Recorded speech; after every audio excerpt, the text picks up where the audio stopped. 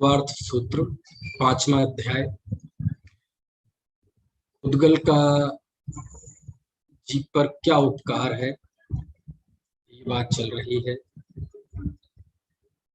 इसके लिए हमने सूत्र पढ़ा था और सूत्र में हमने जाना था कि उद्गल का जीव पर क्या क्या उपकार है। 20वां सूत्र, सुख दुख जीवित मरणोपग्रहाश्च, कि सुख दुख जीवन मरण ये उद्गल के जीव के प्रति उपकार है। और चा शब्द भी दिया है और भी है। वो तो जब जीवन ले लिया और मरण ले लिया तो वो तो फिर अब क्या बचा, क्योंकि जीवन हो गया फर्स्ट पॉइंट और मरण हो गया लास्ट पॉइंट, है ना। तो फर्स्ट पॉइंट और लास्ट पॉइंट के बीच में अब जितनी जितनी भी कंडीशंस, जितनी जितनी स्थितियां परिस्थितियां बनती हैं वो सब भी इसमें शामिल जाएंगी। और उसमें दो ले ली, सुख और दुख, है ना। तो सुख और दुख में सब शामिल हो जाता है। इष्ट का वियोग, अनिष्ट का संयोग, ये सब सुख दुख में शामिल हो जाता है ना। फायदा नुकसान, यश अपयश, ये सब सुख दुख में शामिल हो जाता है। स्वास्थ्य अच्छा होना, स्वास्थ्य में गिरावट होना, नाम बदनामी, ये सारी चीजें इसमें शामिल हो जाती है। ठीक है। तो चार जो है बड़े व्यापक शब्द ले लिए आचार्य ने, जीवन मरण सुख दुख। जीवन मतलब पहला बिंदु, मरण यानी अंतिम बिंदु, और उसके बीच में ये जो जीवन सुख और दुख की पटरी पे दौड़ता है तो ले लिया सुख और दुख, है ना। कुल मिला के ये है कि ये जितना कुछ भी है ये उद्गल का उपकार है। जो भी कोई भी कार्य होता है, जैसे जैसे ऊपर की सूत्र में इंद्रियां ली थी, है ना। तो जो भी कार्य होता है हमारा सुख दुख का, उसमें वेदनीय कर्म का उदय निमित्त होता है ना। इंद्रियों वगैरह का ज्ञान होते हैं तो वीर्यांतराय कर्म का क्षय उपशम, ज्ञानावरण का क्षय उपशम, आंगोपांग नाम कर्म का, है ना, की रचना, ये सब मिलकर जीव के ये सारे कार्य करते हैं। मान लीजिए मैं आंख से देख रहा हूँ तो ये आंख, ये आंगोपांग नाम कर्म की रचना है ना। अंदर में ज्ञानावरण कर्म का क्षय उपशम है और उसी के साथ वीर्यांतराय कर्म का क्षय उपशम भी है। ये स्थिति बनती है तब देख पाता हूँ। तो ये किसका उपकार हो गया, ये पुद्गल का उपकार हो गया। ठीक है। मान लीजिए मैं भोजन कर रहा हूँ, मान लीजिए कोई भी कार्य कर रहा हूँ ऐसा जिसमें मुझे अच्छा लग रहा है, तो उसमें शरीर का निमित्त होगा, साता वेदनीय उदय का निमित्त होगा शरीर में, है ना। और वो नाम कर्म के अंतर्गत आ गया शरीर। और उस सुख को मैं सामर्थ्य के साथ भोग पा रहा हूं तो वीर्यांतराय कर्म का क्षय उपशम होगा। तो ये सारी चीजें जो है ये सब उद्गल की रचना है। यही कारण है कि आचार्य ये कहते हैं कि जीवन मरण सुख दुख ये सब उद्गल के उपकार। और ये ही नहीं, चा शब्द लिया, यानी अब इससे संबंधित सब ले लो। ये जो बोलना है ये पुद्गल का उपकार है, आप सुन रहे हैं ये पुद्गल का उपकार है, आप देख रहे हैं ये पुद्गल का उपकार है, ये हाथ हिला रहा हूं ये पुद्गल का उपकार है। इस तरह से तो ये बड़ा व्यापक सूत्र है, बहुत जबरदस्त सूत्र है ना। और इन सबसे उस जो अध्यात्म ग्रंथों में जो कहते हैं कि ये सब पुद्गल की पर्याय है, पुद्गल की पर्याय है ना, शुद्ध चेतना के अलावा सब पुद्गल की पर्याय है। तो कुंद देव ने समय सार की गाथा 49 से लेके 55 गाथा तक 6 गाथाओं में 29 प्रकार के भावों को कहा। एदे सब्बे भावा पुद्गल द्रव्य परिणाम, ये सब पुद्गल द्रव्य के परिणाम। तो आप समझ सकते हैं कि ये क्यों है, क्योंकि जैसे यहाँ जीव के मन वचन ये सब पुद्गल कर्म के उदय से होते हैं, उनका निमित्त होता है। कर्म का उदय होता है तो वो भी पुद्गल है, तो उस वजह से सबको पुद्गल कहते हैं। तो जितनी जितनी चीजें पुद्गल कर्म के उदय से होते हैं, 8 कर्म के उदय से होती है, वो सब पौद्गलिक है, ये अध्यात्म शास्त्रों में कहा है। तो वो सारी चीजें यहाँ भी है ना। खैर, तो अभी तो यहाँ मुख्य उद्देश्य विश्व व्यवस्था बताना है कि ये जो षट द्रव्यमयी विश्व है, इसमें किस द्रव्य की क्या क्या भूमिका रहती है। ये सभी द्रव्य एक दूसरे में कैसे सहकारी बनते हैं, सहकारी बनते हैं, निमित्त बनते हैं, उपादान नहीं बनते। यदि उपादान बनेंगे तो फिर द्रव्य क्षय नहीं होंगे, फिर सारे मिलके एक हो जाएंगे। फिर हम वहीं पहुंच जाएंगे कहाँ, कि जैसे सबका कर्ता ईश्वर है। समझ में आया ना। तो ये सब सहकारी के रूप में कार्य करते हैं। ठीक है। तो इस तरह से ये सूत्र हुआ 20वां सूत्र, सुख दुख जीवित मरणोपग्रहाश्च। तो फिर ये सुख दुख जीव के नहीं है क्या, ये सुख दुख है, जीवन मरण है ना, या हर्ष विषाद है, ये जीव से भिन्न है कि अभिन्न है।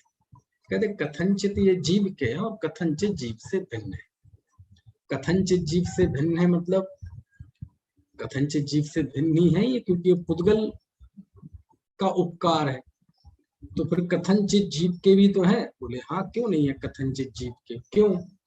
क्योंकि कुछ भी हो, भले ही पुद्गल के उपकार से हो, लेकिन उसका जो वेदन है, दुख सुख का वेदन, समझ में आया ना, वो तो जीव करता है ना। और ये जो पुद्गल कर्म है, पुद्गल कर्म के उपकार से ये सारी चीजें हो रही हैं। यदि मूलतः जाएंगे, परंपरा का विचार करेंगे, तो उसमें जीव ही निकलेगा। क्यों?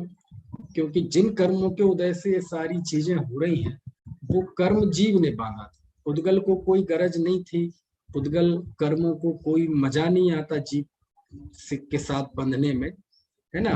पुद्गल को कोई ऐसा चाव नहीं है कि मैं जीव के साथ बंधूं, उदय में आऊं, फिर इनको दुखी सुखी करूं, इनके लिए शरीर की रचना करूं, अंगोपांग की रचना करूं, इनके ज्ञान को ढकूं। ये सब उसे कोई इंटरेस्ट नहीं। ये तो जीव जैसे भाव करता है, तद अनुसार वो प्रकृति के नियम के अनुसार, व्यवस्था के अनुसार वो बनते हैं और उदय में आते हैं, और फिर वो इस तरह का फल देते हैं। तो कर्मों के अंदर कोई प्लानिंग होती है, कर्म कोई सोचते विचारते, ऐसा नहीं है ना। मूलतः जाएंगे तो उन सब में भी जीव के मोह राग द्वेष भाव कारण मिलेंगे। ठीक है ना। तो खैर, तो ये सब पुद्गल के उपकार यहाँ कहे। तो कथनचित जीव के हैं। तो क्यों है ऐसा? क्योंकि मान लीजिए मुझे ऐसा शरीर मिला और एक पशु को वैसा शरीर मिला, तो उसे ही वो शरीर क्यों मिला, मुझे क्यों नहीं मिला, है ना। और मुझे ये शरीर क्यों मिला, वो क्यों नहीं मिला, है ना। तो क्यों हुआ? तो आप कहेंगे कि भाई ऐसे ही पाप पुण्य का उदय है, तो उदय के अनुसार मिला, ये तो ठीक है। लेकिन उस उदय के मूल में कौन है? तो परंपरा का विचार करेंगे तो उसके उदय में के मूल में जीव का अपना भाव आएगा, है ना। क्योंकि यदि जीव का उसमें शेयर ना हो तो पर्टिकुलर वही व्यक्ति सुखी क्यों हुआ, दूसरा दुस्सुखी क्यों नहीं हो गया, यश उसे ही क्यों मिला, दूसरे को क्यों नहीं मिला, समोषण भगवान महावीर का ही क्यों लगा, दूसरे का क्यों नहीं लगा। समझ में आया ना। 6 महीने तक आहार आदिनाथ ऋषभ देव को ही क्यों नहीं मिला, है ना, उनको ही क्यों नहीं मिला। तो सबको ये सारी चीजें हैं, है ना। मान लीजिए हम जितने लोग यहाँ बैठे हैं, सबके अपने अपने कर्म का उदय है, तो अपने अपने कर्म का उदय है ना। यदि जीव का उसमें रोल ना हो, जीव की भूमिका ना हो, तो फिर ये सुनिश्चित कौन होगा। मैं कोई गलती करूं तो उसका फल मुझे ही क्यों मिलता है, निपुण जी को क्यों नहीं मिलता, वो करें तो उनका फल उन्हें क्यों मिलता है, दूसरे को क्यों नहीं मिलता। इसका मतलब क्या है कि सारी चीजें अनेकांतात्मक दृष्टिकोण से हमें देखनी पड़ती है।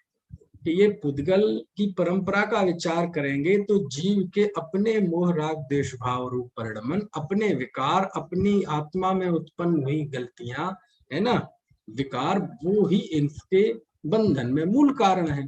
और जब वो बंद हो जाएगा एक बार, तो फिर तो उदय में आएगा। और फिर वो जो कर्म करेगा, पुद्गल अपना नाच दिखाएगा, पुद्गल अपना पूरा जो करेगा वो तो करेगा। क्यों करेगा? क्योंकि उसे आपने बुलाया था, और आपने बुलाया था इसलिए आपको ही वो सुखी दुखी करेगा। समझ में है ना? तो ये सारी चीजें ये जीव से कथनचित भिन्न भी है, कथनचित अभिन्न है। यदि सर्वथा अभिन्न हो जाए तो कभी संसार दशा का नाश नहीं होगा, और सर्वथा भिन्न हो जाए तो फिर जीव सदाकाल शुद्धि है, फिर संसार दशा का नाश करने की जरूरत क्या है। यदि हम जीव से सर्वथा इन्हें भिन्न मान लें तो निश्चयाभास खड़ा होगा, और इसे जीव से सर्वथा अभिन्न मान लें तो भी आभास एकांत खड़ा होगा। तो क्या करना चाहिए? सबको अनेकांतात्मक दृष्टिकोण से देखना चाहिए कि ये पुद्गल कृत रचना है ये सारी, लेकिन ये पुद्गल ऐसा करने के लिए क्यों हुआ उद्यत, पुद्गल के द्वारा रचना क्यों? क्योंकि वो कर्म जीव ने अपने भावों से बांधा था, तो उसके मूल में जिम्मेदार भी कौन है? जीव है।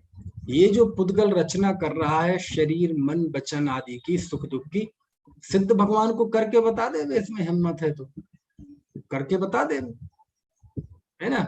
नहीं कर सकते। वेदनी कर्म का उदय अरहंत भगवान को साता का वेदन करा दे, नहीं करा सकता।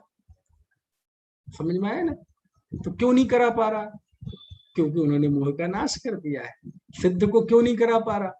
सिद्ध ने इसे लिफ्ट ही नहीं दी, नाश कर दिया, इसको लिफ्ट ही नहीं देता। कोई सिद्ध जीव इनको लिफ्ट ही नहीं देते। तो ये तो सारा कर्म का बंधन, उसके उदय में पुद्गल आदि की ये संरचना, ये हम बांधते हैं, इसलिए ये पुद्गल इतना हावी हो जाता है, इसलिए वो सुख दुख आदि का उपकारक बन जाता है ना? यदि हम इसको ना बांधे तो नहीं आएगा उदय में। सिद्धों ने नाश कर दिया, अब किसी की मजाल नहीं है। जहां सिद्ध भगवान है, जहां सिद्ध भगवान है उन्हीं पे अनंत पुद्गल परमाणु भी हैं, बंधने योग्य पुद्गल परमाणु भी हैं सिद्ध शिला में, लेकिन नहीं बनते। क्यों? क्योंकि सिद्ध वो ने घास नहीं डालते, किनको? कर्मों को, और हम डालते हैं इसलिए बनते हैं। और जो फिर बंद, एक बार आपने उसे अपने घर में एंट्री दे दी, अब वो बलवान है। जब तक कर्म नहीं बंध रहा है, मतलब वो उस समय आप बलवान है, ना बांधे, वैसे मोहराग द्वेष के भाव ना करें, लेकिन यदि कर दिए तो फिर आप बलवान नहीं रहे। अब उसने आपने उसको घर में घुसा लिया ना पुद्गल कर्म को, अब वो बलवान है, अब उसकी चुटकियों के इशारे पे आप नाचेंगे। समझ में आए ना?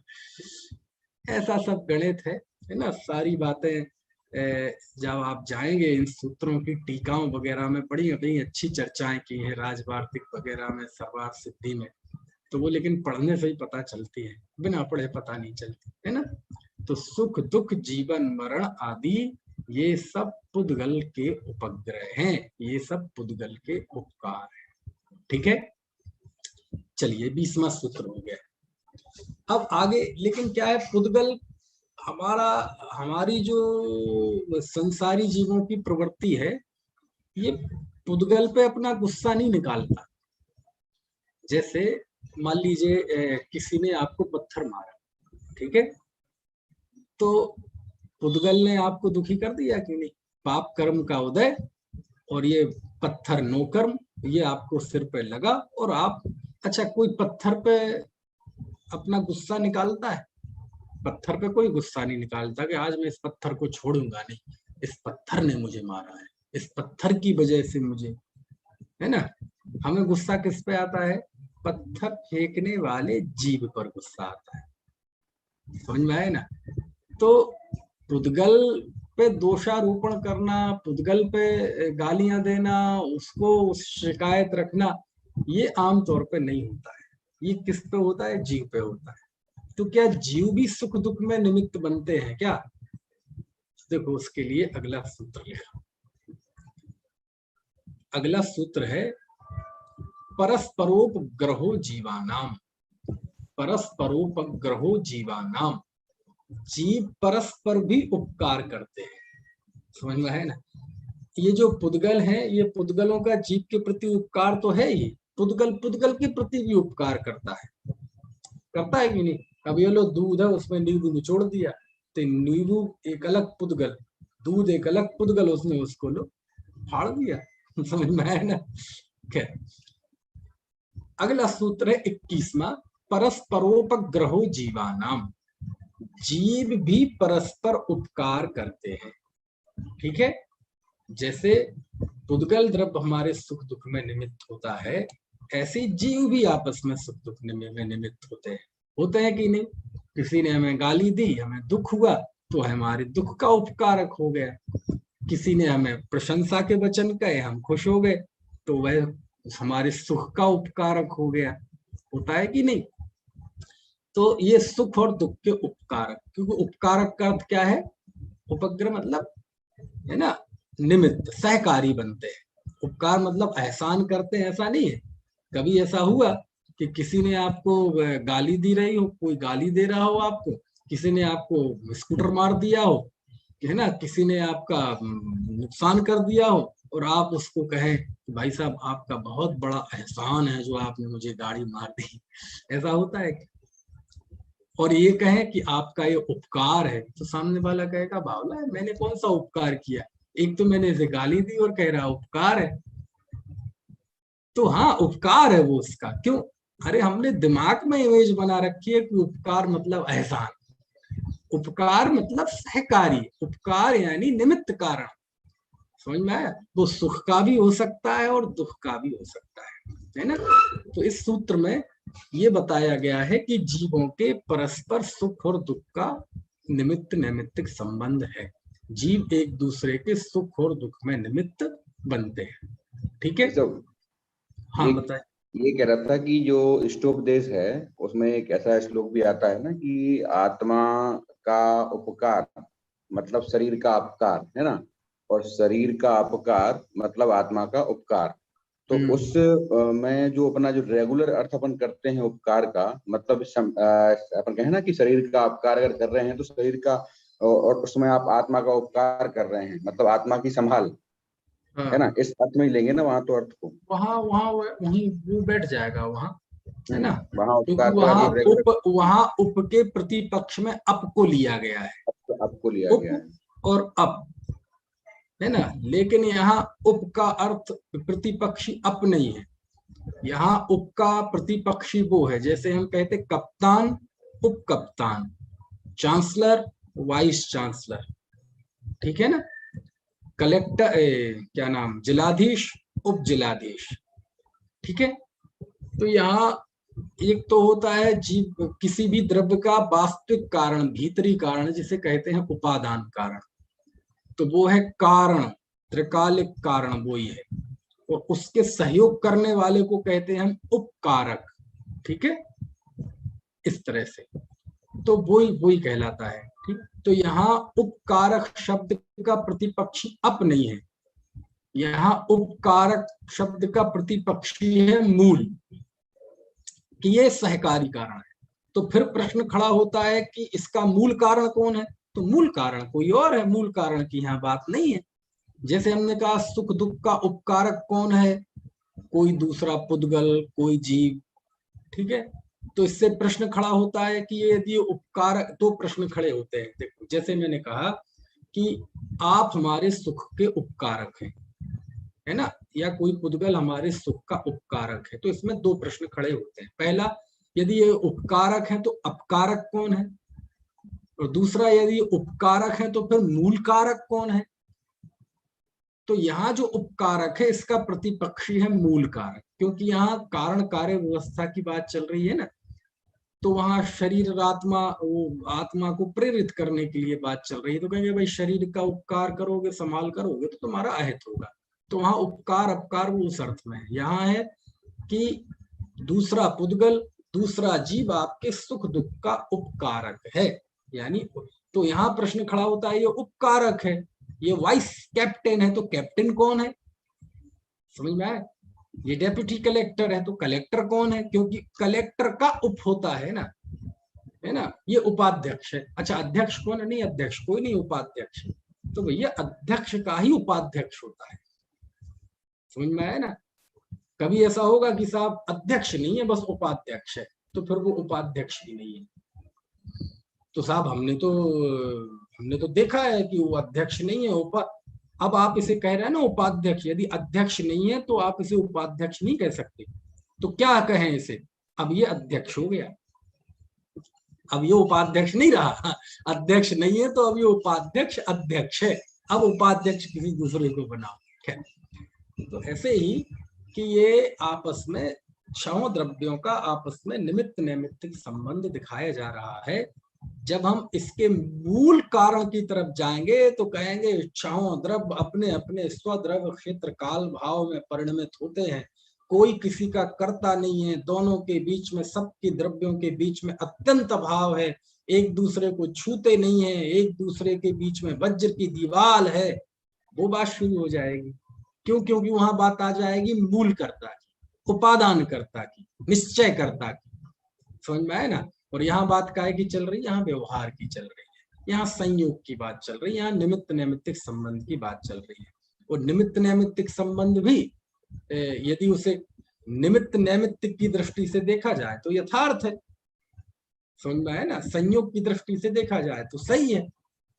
फिर वो गलत कब हो जाता है? जब हम उसे पारमार्थिक मान लेते हैं, उसे निश्चय मान लेते हैं, तो फिर वो कारण विपर्यय आदि खड़े हो जाते हैं, है ना? ठीक है, समझ में आ गया? कहाँ है निपुण? कहाँ है? समझ में आ गया? चलिए ठीक। तो फिर आगे बात करते हैं कि बात ये चल रही है कि ये सभी द्रव्य आपस में, जीव भी एक दूसरे के सुख दुख के उपकारक है। ठीक है, जीव भी है। देख, अब ये सूत्र अपना वो सिंबल बन गया, काय का? जैन धर्म का। वो एक 3 लोक का नक्शा होता है और 3 लोक के नक्शे के नीचे हम लिख देते हैं परस्परोपग्रहो जीवा नाम, है ना? अब इनका कोई इंटरकनेक्ट है क्या? कोई कनेक्शन है क्या? कोई कनेक्शन नहीं है, बस वो बन जाता है 3 लोक। हमारे यहाँ भी 3 लोक ऐसा ही है, और जैनेतर दर्शनों में भी वो ऐसा ही, ऐसी ही मतलब उन्होंने कर रखा है। और परस्परोपग्रहो जीवा नाम। अब होता यह है कि कई चीजें चल जाती है। अब वो जो है ना ऐसा वाला चित्र 3 लोक का, वो कोई जैन दर्शन को रिप्रेजेंट नहीं करता, दूसरी जगह भी वो वैसा मिल जाएगा, है ना? ऐसे ही जीवों के आपस में परस्पर सुख दुख का संबंध होता है। ये कोई बहुत बड़ी सिद्धांत की बात है। क्यों जी? प्रश्न पूछता हूं मैं आपको, सिद्धांत की बात है वो मैं आपको बताऊंगा अभी, लेकिन सामान्यतः, चलो आपने तत्वार सूत्र नहीं पढ़ा, कोई भी शास्त्र नहीं पढ़ा, आप जैन भी नहीं है, आप सामान्य, बिल्कुल एक सामान्य व्यक्ति बन के बोले जो ना जैन है ना कुछ नहीं है, जो धर्म कर्म से कोई मतलब नहीं है ना? तो फिर भी हम कहते कि नहीं यार, इसके कारण मैं बहुत दुखी हूँ, इसने मेरी बहुत मदद की। तो बोलो, ये मानते ही है ना? हम मानते हैं ना, ये हमारे डीएनए में है ना। दूसरे को सुख दुख की जिम्मेदारी देना, इसके लिए किसी धर्म कर्म की जरूरत है? ये तो हमारे डीएनए में है, ये तो हमारी सोच में है। हम जैन ना भी हो, कोई धर्मात्मा ना हो, यहाँ तक कि नास्तिक भी हो, धर्म में विश्वास भी नहीं रखते हो, तो लेकिन ये मेरा मित्र है, ये मेरा शत्रु है, इसने मेरी मदद की, इसने मुझे बहुत नुकसान पहुंचाया, ये जो हम मानते ही है ना कि हम एक दूसरे को सुखी दुखी करते हैं। समझ में आए ना? तो भैया, जीव आपस में एक दूसरे को सुखी दुखी करते हैं, ये कोई सिंबल है जैन धर्म का? जो बिना सिखाए ही हम मानते हैं, बिना सिखाए ही हम जानते हैं, ये कोई सिंबल है? ये कोई जैन धर्म की पहचान है? महेंद्र जी, बात समझ में आ रही कि नहीं? आप धर्मात्मा नहीं है, आप जैन भी नहीं है मान लो, हम बिल्कुल सामान्य व्यक्ति धर्म को मानते ही नहीं, बिल्कुल नहीं मानते धर्म को। फिर भी हमारे अब अनादिकाल से ये संस्कार है कि हम एक दूसरे को सुख दुख का कर्ता मानते हैं, कि हम एक दूसरे को मदद करते हैं, सुखी करते हैं, दुखी करते हैं। पर हिस सरस धर्म नहीं भाई, है ना? पर पीढ़ा सम नहीं अबधमाई। तो ये कोई जैन धर्म है? ये जो सूत्र है, इस सूत्र में आप क्या बताना चाहते हैं? कि बस यही बताना चाहते हैं कि जीवों के आपस में परस्पर सुख दुख का उपग्रह होता है। अब ये जैन धर्म है? बताओ, ये हमने जैन धर्म, यानी इससे हमारी सोच पता चलती है कि हम क्या जानते हैं जैन धर्म के बारे में। हम कुछ नहीं जानते, है ना। उस सूत्र का हमने इस्तेमाल काय के लिए किया है? हमने उस सूत्र का इस्तेमाल किया है दया धर्म, दया पालो, ये करो वो करो वो करो, जियो और जीने दो, इस रूप में उस सूत्र का इस्तेमाल किया है। और वो जो सूत्र जिन धर्म का सिंबल बन गया ना, अच्छा मैं बनवाऊंगा ना 3 लोक का नक्शा, और यदि नीचे एक तो सूत्र लिखना नहीं, क्योंकि वो कोई उसका हिस्सा नहीं, लेकिन लिखूंगा तो मालूम महेंद्र जी मैं क्या लिखूंगा? मैं लिखूंगा सम्यक दर्शन ज्ञान चारित्राणी मोक्ष मार्ग। इससे बड़ा सूत्र है ये।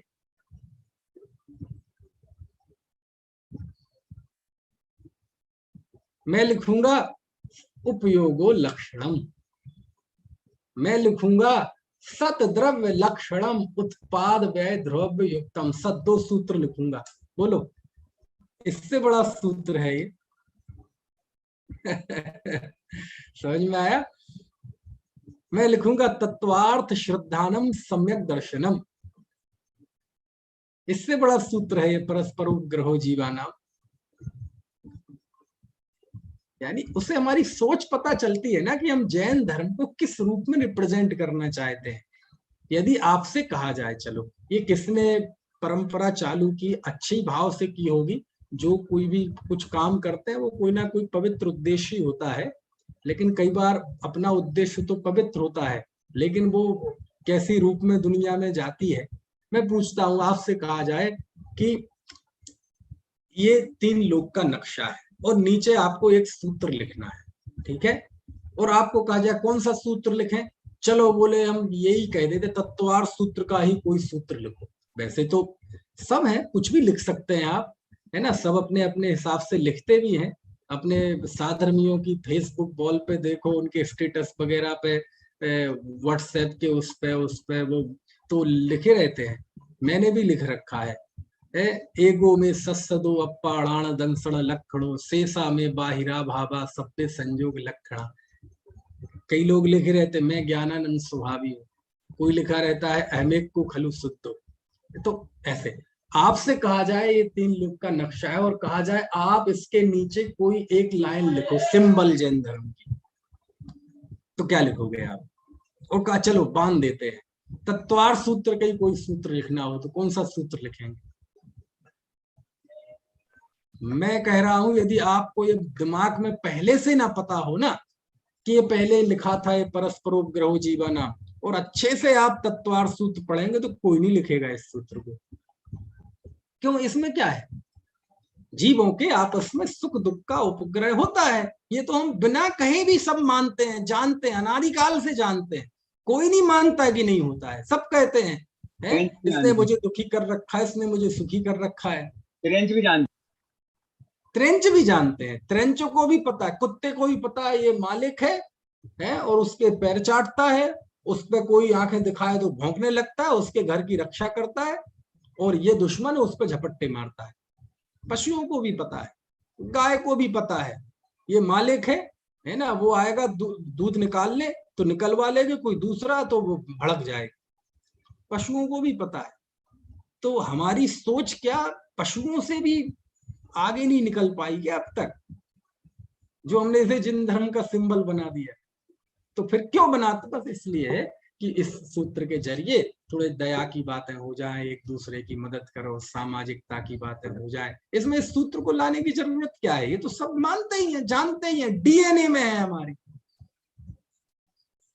समझ में। लेकिन वो सूत्र बन गया परस्परोपग्रहो जीवन। हम जीवों के परस्पर, है ना, उपग्रह होता है।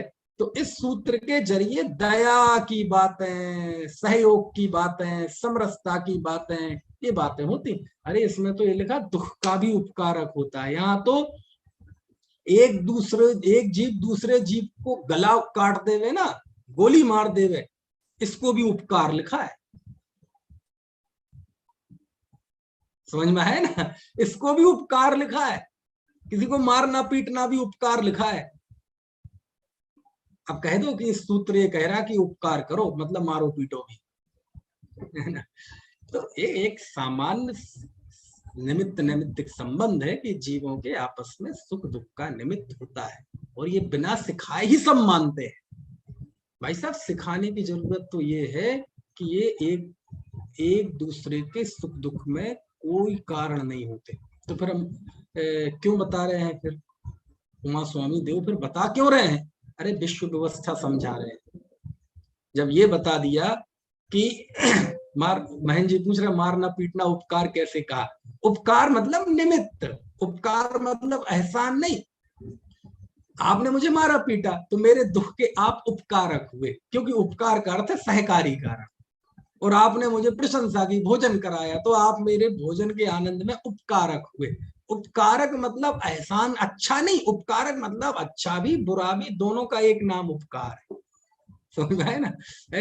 पुद्गल के उपकार बताए कि जीव को सुखी करना उपकार, दुखी करना भी उपकार। लो, जीवन उपकार, मरण भी उपकार। तो ये उपकार मतलब सहकारी।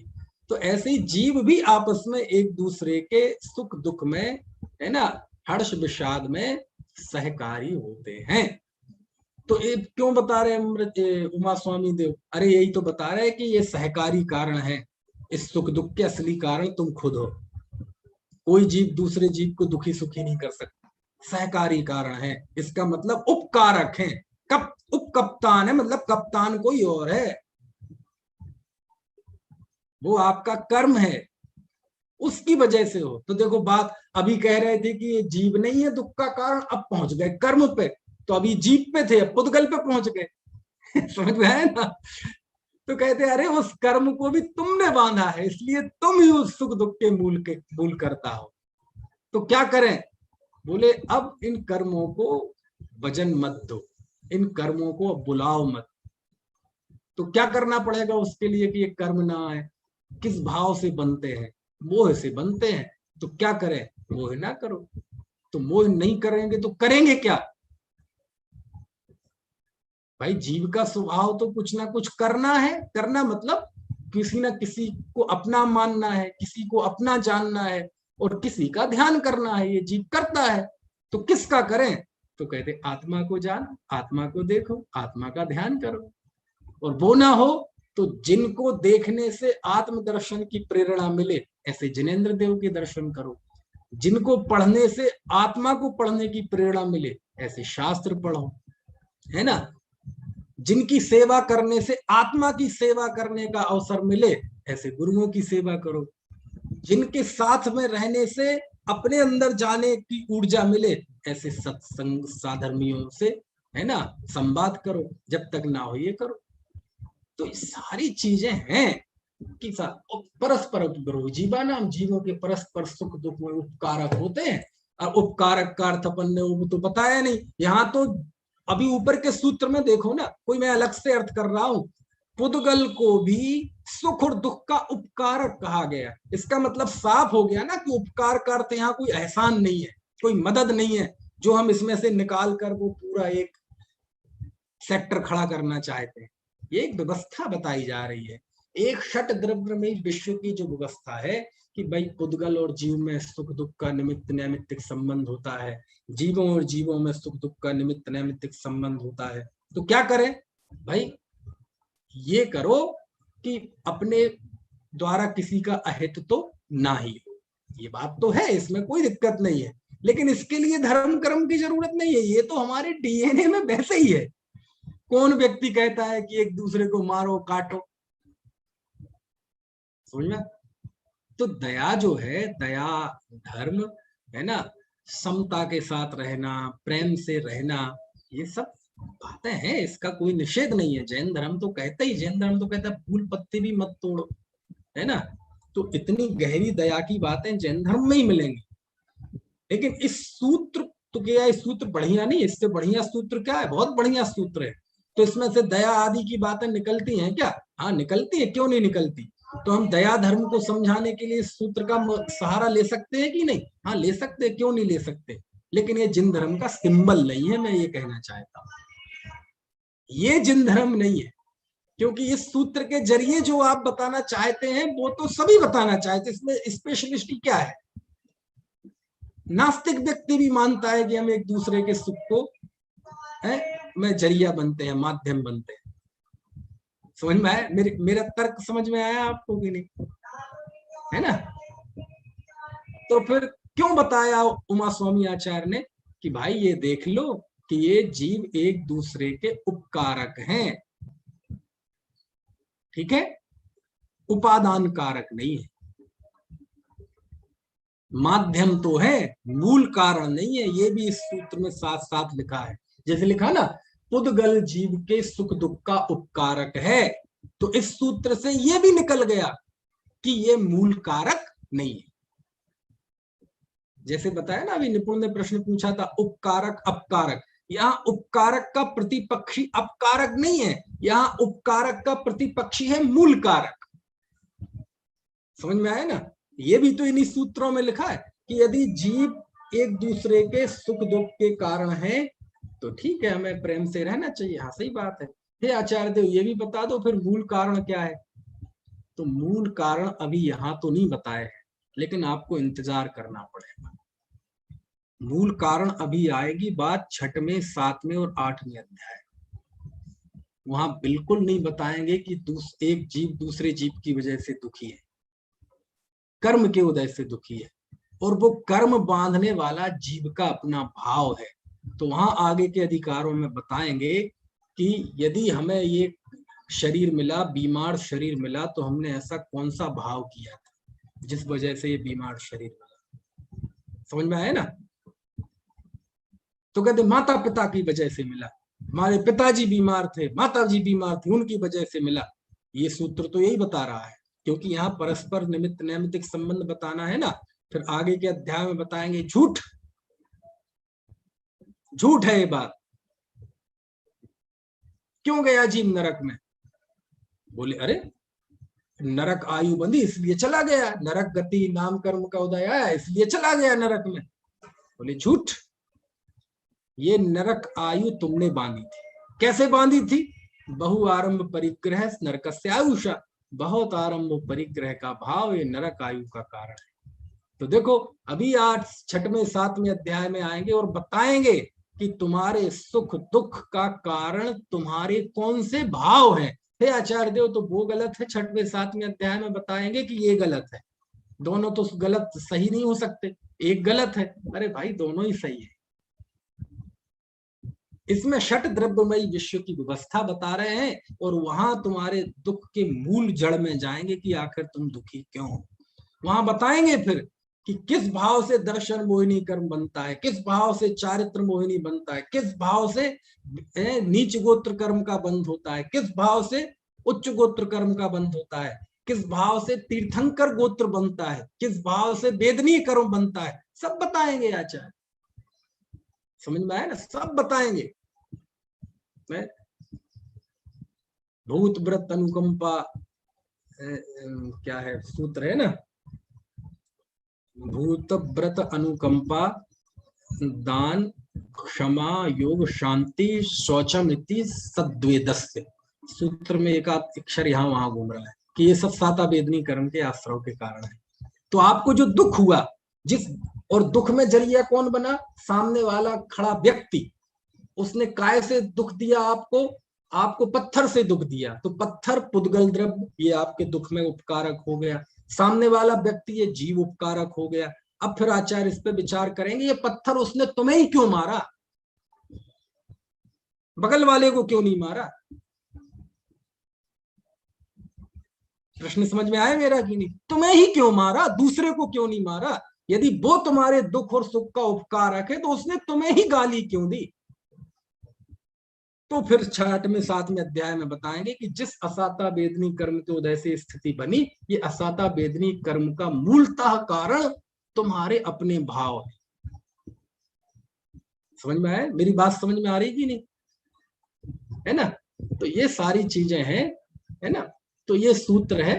तो सूत्र में ये जीवों के आपस में सुख दुख का संबंध होता है, निमित्त नैमित्तिक संबंध होता है ना? इसमें कहीं कोई संदेह नहीं है।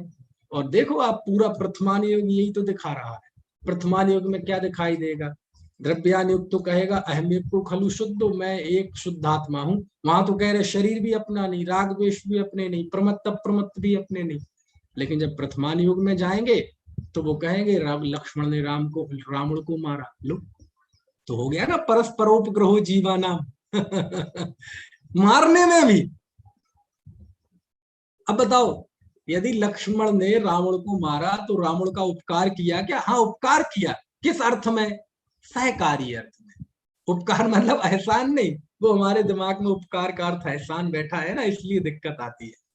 तो पूरा प्रथमान युग जो हमारे यहाँ खड़ा हुआ है, 63 शलाका महापुरुषों का चरित्र, जीवन चरित्र है और पुराण साहित्य है। वो सारे पुराण में यही सूत्र है। कौन सा? परस्परोपग्रहो जीवाना।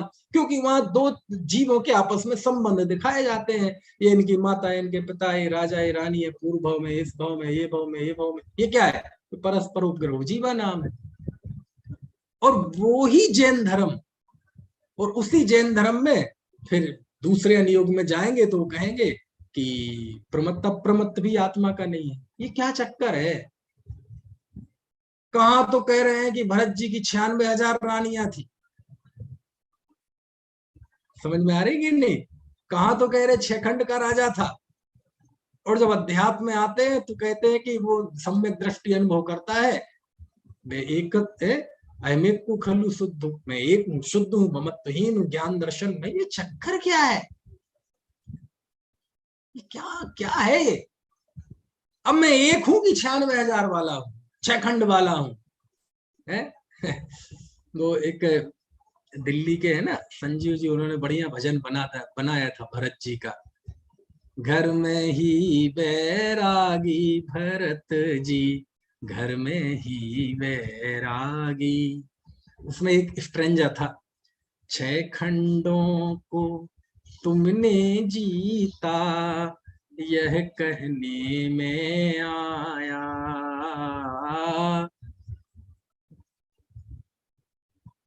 दूसरी लाइन मुझे उसमें ये था, कहते हैं कि आपने 6 खंडों को जीता, लेकिन आपने 6 खंडों को नहीं जीता, आपने अखंड को जीता। किसको जीता? अखंड मतलब आत्मा को जीता। तो शास्त्र में तो लिखा है कि भरत जी ने 6 खंडों को जीता था। झूठ है कब आप? वो परस्परोपग्रहो जीवा नाम की बात है। तो अखंड को जीता, ये उपयोग लक्षणम की बात है। दोनों बातें इसी तत्वार्थ सूत्र में है। तो अहमेक को खलु शुद्धों की बात है। समझ में आया ना?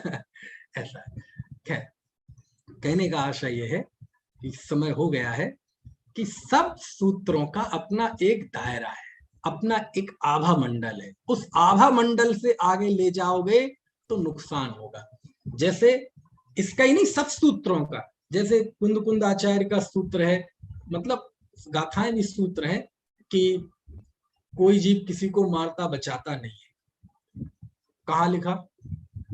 कहाँ लिखा? समय सार का बंद अधिकार, उसमें वो लिखा, जो मंडदी हिंसामी हिंसे जामी अपरे ही सत्ते ही, सो मूढ़ो अन्नाणी णाणी एतोदु विपरीतो।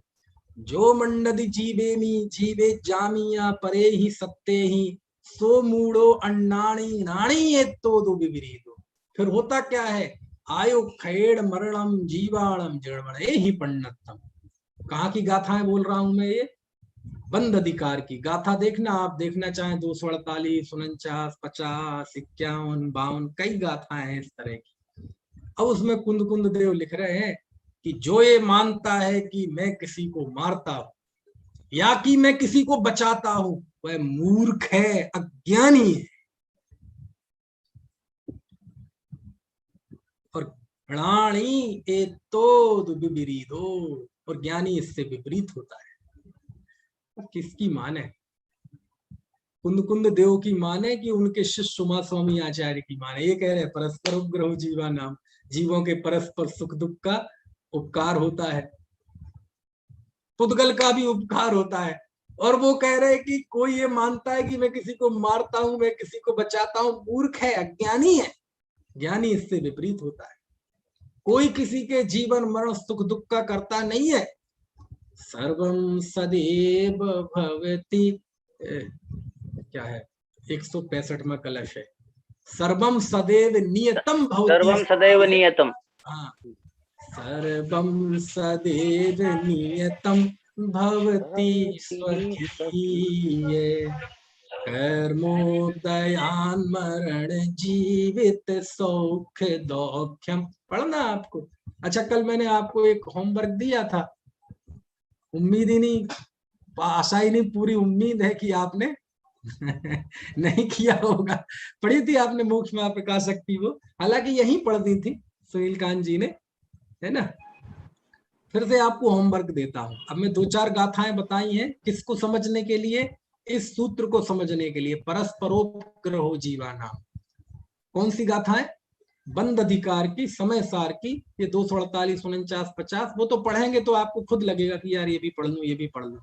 और उसी में एक कलश आया है, 165वां कलश, जो भी मैंने 2 पंक्ति बोली, 4 पंक्ति का है। पढ़ना आप, थोड़ा 10 मिनट लगेंगे लेकिन बड़ा आनंद आएगा।